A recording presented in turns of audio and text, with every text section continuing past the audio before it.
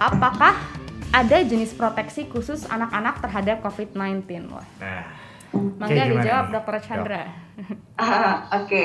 Baik, kalau untuk proteksi terhadap anak-anak, kuncinya tetap adalah ngikutin protokol kesehatan secara disiplin. Ya, jadi orang tua, anak-anak, semua yang berada di lingkungan anak-anak kita tuh mau jaga anak kita. Jadi kita harus melakukan yang namanya 5M, bukan cuma 3M ya. Jadi ya tetap itu satu, memakaikan masker. Anak-anak itu tetap wajib memakai masker setelah di atas 2 tahun. Jadi biarpun dia, kalau dulu kan mikirnya nggak usah lah ya, kalau masih kecil juga nggak usah pakai masker lah, kasih aja main-main di dekat rumah juga sama tetangga. Nah ini anak-anak itu tetap harus dilindungi dengan pemakaian masker, dan maskernya harus digunakan secara tepat ya, menggunakan masker yang tepat, kemudian posisi yang benar, kemudian tidak ada celah, dan menutupi daerah mulut dan hidung dengan baik gitu ya. Kalau sudah waktunya diganti ya harus diganti gitu ya. Yang kedua juga tetap mencuci tangan setiap sesering mungkin ya. Jadi saat memegang, kalau dulu kan cuma makan aja ya, jadi sekarang harus setiap saat ya, setiap habis memegang benda-benda, kemudian semua itu ya. Jadi kita kayaknya udah khatam sih sebenarnya sama 5M ini ya.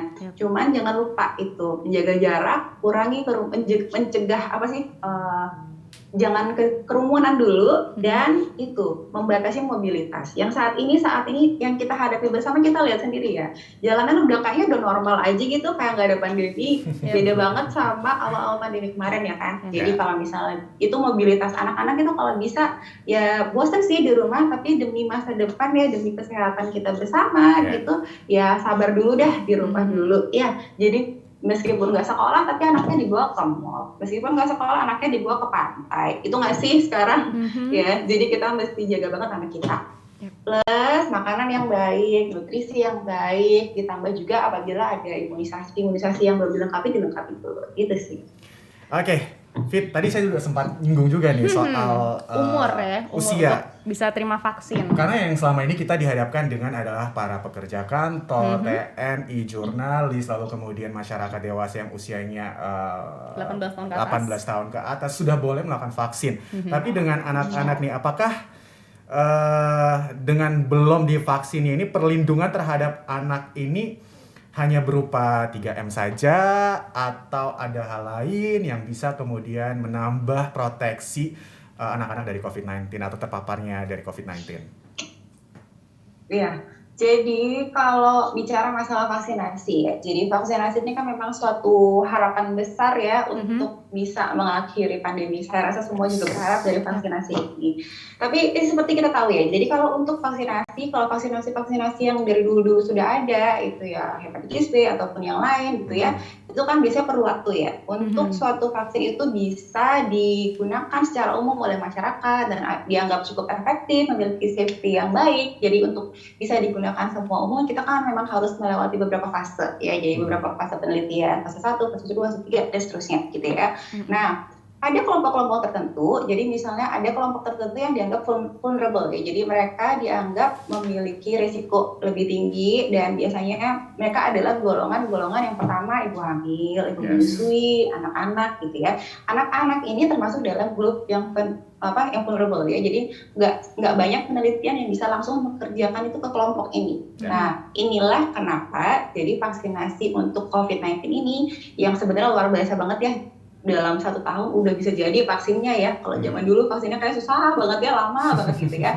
Nah, jadi vaksin COVID ini udah jadi dalam setahun ini luar biasa. Nah, wajar sekali kalau kelompok-kelompok vulnerable tadi nggak bisa langsung dikasih lebih awal, karena seperti ibu menyusui, sekarang kan udah kabar beritanya ibu hamil pun boleh ya. Nah, kelompok anak ini memang akan jadi pilihan, maksudnya apa sih, untuk penelitian yang terakhir lah untuk pemberian vaksinasi ini, apakah dianggap aman atau tidak untuk kelompok umur tertentu gitu ya. Dan kita saat ini kabar gembiranya adalah di luar negeri sana itu memang sudah beberapa vaksin, di China sendiri kan sudah dengar ya kalau ternyata sudah ada vaksin yang bisa diizinkan untuk kelompok anak gitu ya. Jadi umur 8 tahun ya kurang lebih ya sudah boleh sampai 13. Nah, mudah-mudahan sih vaksin-vaksin ini segera datang ya ke Indonesia, atau ada juga yang merek lain ya, jadi yang di Amerika yang digunakan itu sudah bisa diberikan kepada anaknya. Untuk saat ini kita masih menunggu sambil berharap mudah-mudahan kelompok vulnerable ini jadi si anak ini juga bisa mendapatkan vaksinasi COVID-19. Nah, terus gimana nih dok sambil nunggu apa yang bisa saya lakukan? Saya udah 5M banget nih dok, udah nggak pernah kemana-mana, udah jaga nutrisinya si kecil, pokoknya udah semua dok, ada nggak yang bisa saya lakukan? Nah, sementara yang bisa kita lakukan adalah pastikan lengkapi dulu deh imunisasi anak Anda. Jadi imunisasi yang sudah direkomendasikan oleh IDAI yang ada di dalam rekomendasi vaksinasi 2020 itu sebaiknya diberikan selengkap-lengkapnya pada si kecil. Salah satu yang cukup banyak yang disarankan itu adalah pneumonia dan influenza gitu ya. Jadi fokus dan influenza. Jadi beberapa menyebutkan bahwa pemberian vaksinasi influenza sendiri bisa menurunkan risiko dari anak yang mengalami COVID itu menjadi dari mencegah terjadinya gejala berat gitu ya. Jadi menurunkan risiko terjadinya gejala berat apabila terpapar terinfeksi COVID. Jadi yang bisa kita lakukan yaitu selain 5M tadi, jaga kondisi, kemudian mengurangi paparan lah, itu adalah melengkapi imunisasi kita sambil menunggu untuk datangnya vaksinasi untuk diberikan kepada si kecil gitu ya. Betul. Nah, sebelum kita lanjut lagi bertanya, ada apa lagi nih, Fit? Kita ada titipan pertanyaan dari Detikers. Yes. Pertanyaannya dari dia. Pertanyaannya begini, Dok. Dok, kan ada rencana sekolah tatap muka. Apa yang sebaiknya kami lakukan sebagai orang tua? Membolehkan sekolah offline. Iya sih ya. Dengar-dengar mulai Juli 2021 kalau aku nggak salah ya akan dimulai lagi nih kegiatan belajar mengajar tatap muka. Mungkin boleh Dokter Chandra minta tanggapannya, Dok? Oke. Baik ya, jadi seperti yang sudah disampaikan oleh Ketua IDAI Prof. Ahmad, jadi sebenarnya ya dan ini ya kita memang mendukung sih proses pendidikan gitu. Kita kan mau Indonesia maju ya, tapi kita kan melihat juga kondisi saat ini ya. Untuk saat ini yang kita lihat lonjakan sampai 2 juta kasus. Itu kan sungguh sangat mengkhawatirkan ya. Kalau kemarin-kemarin pada saat wacana ini kan belum terjadi lonjakan yang sedahsyat sekarang gitu ya. Nah, beberapa yang kita lihat untuk proses sekolah tatap muka ini itu memang ada beberapa syarat-syarat yang diindikasikan atau disyaratkan oleh IDAI. Beberapanya antara lain adalah yang pertama itu positivity rate-nya harus di bawah 5%. Apabila di sana di daerah anak itu sudah di daerah tempat tinggal orang tua anak itu ada di bawah 5%, jadi sebenarnya memang salah satu indikasi untuk boleh tatap muka. Kemudian tapi bukan hanya itu saja. Jadi banyak faktor lagi yang harus disiapkan. Anak itu harus, orang tua dan anak itu harus diorientasi sebelum mulai sekolah tatap muka ini sendiri. Karena kenapa? Kalau kita lihat di luar itu orang tua, anak-anak itu sudah paham, sudah takut, sudah pernah dilakukan survei dan ternyata anak-anak itu di Amerika sana tuh memang masih belum mau tatap muka yang membuka masker ya karena mereka paham resikonya apabila dia tidak memakai masker secara proper nanti bisa terpapar sama COVID. Nah, hal seperti ini juga kita harus tanamkan ke anak-anak kita. Jadi orang tua, guru-guru, anak-anaknya terutama itu harus diorientasi dulu nih kalau misalnya serius mau mulai tatap muka. Orang tua, guru-guru, kemudian semua staf sekolah itu juga harus sudah divaksinasi sebelum melakukan sekolah tatap muka ini langsung ya. Kemudian mereka juga harus selalu kalau bisa yang ideal itu memang kan bubble ya. Jadi kalau misalnya guru sama anaknya itu aja nih. Misalnya dibikin misalnya anak TK nih satu guru, muridnya ada 7 gitu ya, sedikit gitu ya. Jadi nanti kalau misalnya sebelum sekolah itu harus dilakukan pemeriksaan dulu. Misalnya harus di swab dulu. Dan ini adalah salah satu indikasi yang wajib banget ya. Jadi harus di swab dulu, harus PCR, nggak pakai antigen atau antibody. Jadi kemudian harus di PCR dulu. Kalau sudah sama-sama yakin itu negatif, baru deh. Jadi kalau misalnya gurunya itu aja nih, jadi gurunya 1, murid 7, jadi misalnya gitu ya. Jadi sebelum sekolah mereka sudah divaksin gurunya. Orang tua pun juga harus divaksin. Semua yang berhubungan sama si anak itu juga harus divaksinasi. Misalnya sopirnya yang antar atau susnya yang nemenin di sekolah itu juga harus divaksinasi dan dipastikan PCR-nya negatif gitu ya.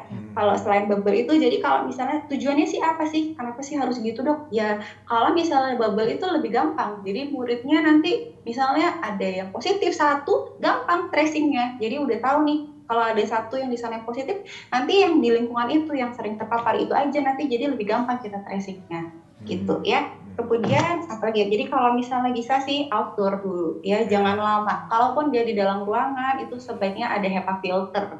Jadi dan diberikan batas waktu tidak lebih dari 2 jam ya. Jadi supaya anak-anak juga biar udaranya juga lebih baik, kualitas udaranya gitu sih ya. Jadi banyak faktor sih yang mesti dipersiapkan dulu. Dan pertamanya sudah siapkah orang tua, lingkungan kita, gurunya, sekolahnya, dan pemerintah untuk melaksanakan ini. Karena kalau tidak itu dilaksanakan, kita takutnya justru malah jadi klaster baru nanti kalau dilakukan di sekolah gitu. Gitu sih ya. Nah dok, hal simpel apa nih yang bisa dilakukan untuk bisa kemudian bisa mengingatkan, menyadarkan anak-anak yang belum tahu apa-apa, yang belum terlalu paham benar sama COVID ini gitu, penyebabnya, akibatnya dan lain sebagainya. Apa nih dok, hal simpel yang bisa dilakukan untuk diingatkan, ayo nak kita patuh terhadap prokes. Ya, oke. Sebenarnya gini ya, kalau misalnya untuk mengenalkan COVID ke anak-anak sepertinya peran orang tua itu adalah yang utama ya. Jadi kuncinya adalah ada di orang tua, di keluarga. Jadi kalau misalnya dalam keluarga itu harus satu kata dulu deh, harus sama-sama setuju kalau COVID ini nyata, COVID ini real, COVID ini bisa terjadi dan bisa juga menginfeksi anak-anak kita. Jadi kalau misalnya kita sudah sama-sama mengedukasi, kalau kita sudah satu kata, kita bisa lebih gampang mengedukasi anak-anak kita. Kita kalau pakai edukasi sekarang sudah banyak ya, ada video-video, ada di YouTube atau video yang lain yang menunjukkan bahwa COVID ini gini loh dek caranya, ini loh dek kalau misalnya kamu nggak ngikutin prokes. Dan kuncinya lagi adalah anak itu adalah peniru paling ulung. Jadi kalau misalnya anak itu belajarnya itu bukan dari dengerin aja. Anak itu pencontoh. Jadi dia melihat apa yang kita kerjain. Kalau mau anak kita taat sama prokes, kitanya dulu, orang tuanya dulu nih yang harus serius ngerjainnya juga. Kalau anak itu nggak mungkin kalau misalnya orang tuanya aja pakai masker di dagu ya nggak bisa lah ya ngajarin anak pakai masker dengan benar gitu ya. Jadi kitanya sendiri nih sebagai mama papa gitu ya yang harus serius mengikuti protokol itu, karena anak itu adalah pencontoh yang paling ulung. Jadi mereka itu kalau dilihat orang tuanya itu pakai masker, rajin cuci tangan, dia pasti akan ngikutin. Ya, kalau misalnya orang tuanya pulang keluar habis dari kerja sampai rumah langsung ganti baju, langsung mandi, anak itu akan mengamati. Jadi dia akan oke, jadi harus gitu ya kalau misalnya habis keluar di saat pandemi seperti ini. Jadi dia akan ngikutin. Itu sih sebenarnya paling simpel. Kita harus jadi contoh. Kita nggak bisa cuma ngomong-ngomong aja, kita harus walk the talk ya. Jadi kita harus ngasih tahu sambil juga melakukan. Kalau kita pakai maskernya nggak serius, ya mereka juga akan ngikutin. Gitu. Jadi orang tua lagi-lagi harus being role models untuk benar sekali anak-anaknya. Karena buah jatuh tak jauh dari akarnya. Pohonnya